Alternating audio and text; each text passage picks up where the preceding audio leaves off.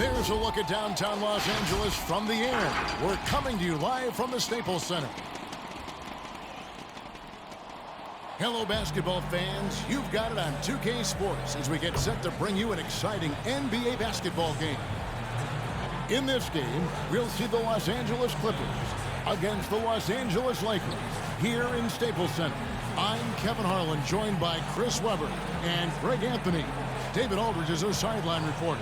NBA 2K21 on the Nintendo Switch, and should you buy it? Well, let me start by saying that NBA 2K21 on the Switch specifically is the most interesting out of all of the releases of this year's game of basketball. The reason is next gen is just around the corner, but as you know, NBA 2K21 on the Switch, well, there will be no next gen. So all of the corners that they cut or didn't cut, this is all we get on the Nintendo Switch, for better or for worse.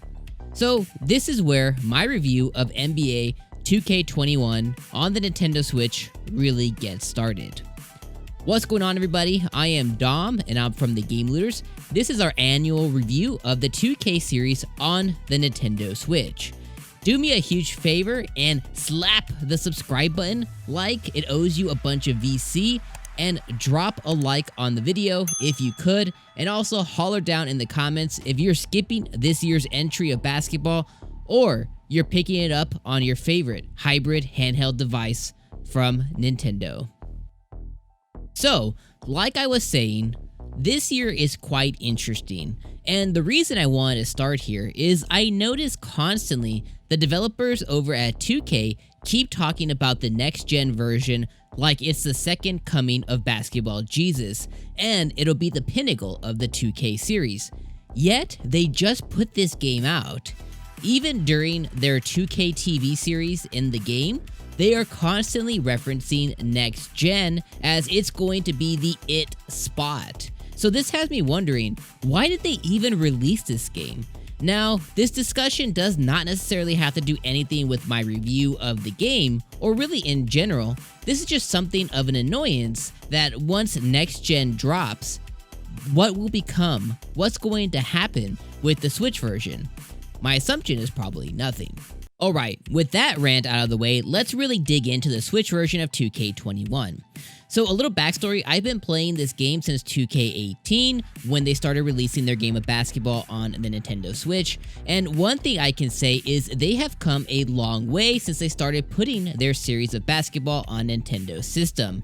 Each year has gotten honestly better and better, and now in comparison to its big brother on other platforms and in 2K21, I can say that it is mostly no different. The gap between Switch and the other versions of the game is now almost unnoticeable.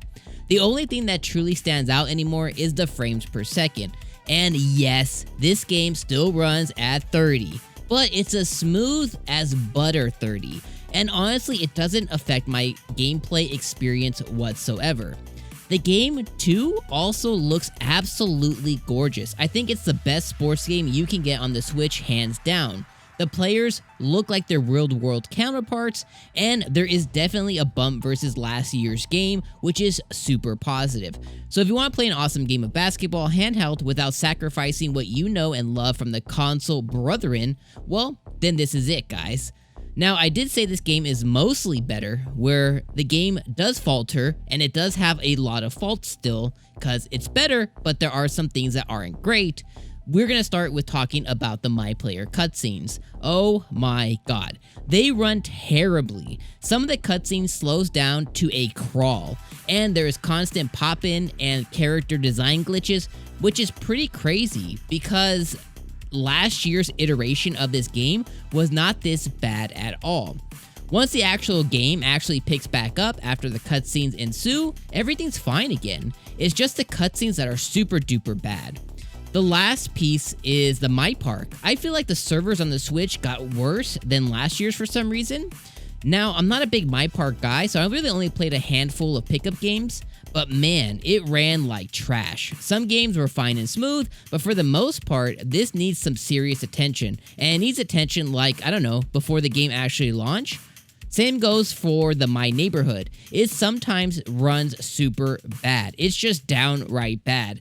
Now, overall, again, it tends to be okay, but when it gets bad, like, it's terrible. And mind you, it runs at 30 frames, so if it gets any worse than that, yeah, it's a little jarring. Alright, so we've already talked a little bit about good and a little bit about the bad, but let's talk about the modes. So the first mode I want to highlight is My Career. This is honestly, for me, what I live for. I love playing My Career, and I know a lot of you guys just hit the skip button on this and just go straight for My Park, and you just My Park it for like 9 months. But me, I really love playing through multiple seasons of My Career, and this year is awesome. They signed on some real actors and got some real talent to come in, and they have a really cool story that I was honestly completely invested in. I'm telling you guys, I no-lifed it for a few days playing this. This is one of the best My Career modes in a few years, honestly top notch. You start as a man that his father, who was a successful basketball player locally and in college, passed away, and now it's your turn to lace up. You follow your created character through high school, which is super dope. I love this part. Then you get to college, and then you enter the draft and the story continues. I won't really say much more than that just because I don't want to spoil it because it's so special, but trust me, this gets a super high recommendation from me, and I truly thought this was really not just iterative, but they really made an effort in this year's My Career mode, and I think you really need to give it a shot if you typically don't. Really, this was a solid 9 out of 10 for me. Probably one of my favorite My Careers that I was so invested in a long time. Now let's switch gears a little bit and let's talk about the My GM mode. The other part of this, I usually spend a lot of my time in. I personally love My GM. I love to do all the little intricate things, but one thing I can say this year, man, it sucks. The reason that it sucks is it's the same thing as last year. I won't spend a lot of time really talking about this, but all I can say is if you enjoyed last year's, try and delete your memory of that because you're going to end up playing it all over again. It's the same as 2K20. And even when their Golden Goose, the next gen version of the game comes out, I highly doubt that the next gen version is going to be changed whatsoever. Color me very disappointed. Now, this again has been one of my favorite modes, but this one, guys, was a 2 out of 10 for me because it was a straight copy and paste. 2K, what y'all doing over there? Spend a little time. You know people play this. If you didn't think people play this, it wouldn't be in your game. Don't copy paste modes. It's not cool. Alright, then we have the My Team. So My Team mode, this I never really play because I've honestly always just seen it as a huge cash grab, and when I've ever tried to, that's exactly the vibes and the ask that I get from the game. But this is really the one where 2K wants you to spend a lot of money. But I did give it a shot. I got the Mamba edition, so I had around 15 packs to open, and I was put in a nice spot with a solid competitive team right out the gate that included 90s Magic Shaq, early 2000 Kobe, and Damian Lillard. So I had a nice set team. Now, this is if you pre-ordered the game, that will require you to actually be able to get this stuff. If you didn't, you won't, but if you did, you'll probably be competitive. And from what I played of this mode, it looks like there's a lot of single player content here. It seems like a cool, fun grind fest.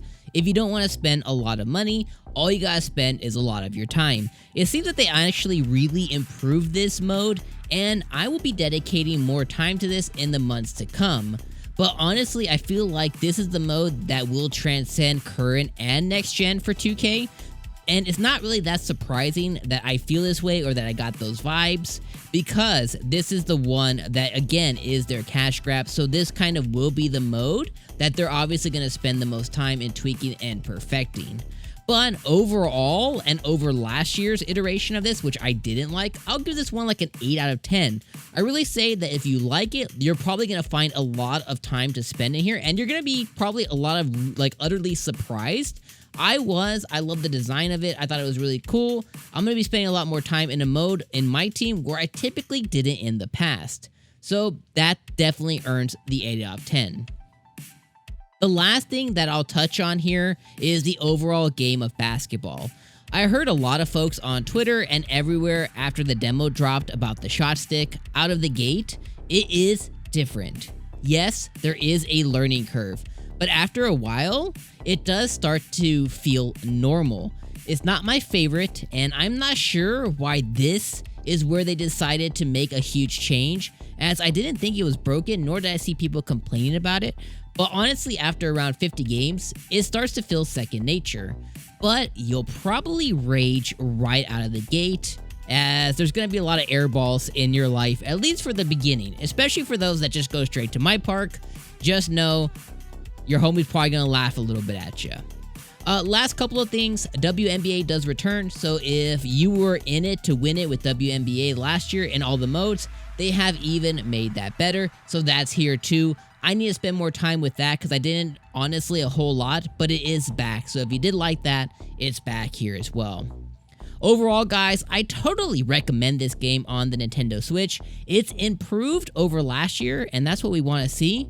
They have some work to do regarding My Park, which is now set in the beach, which is a cool setting swap, but they need to do something about the servers because they are awful. Again, I don't think it was just me because I've seen others kind of say the same thing, but the servers they're not great. They need to do something especially on Switch because there won't be a next-gen version.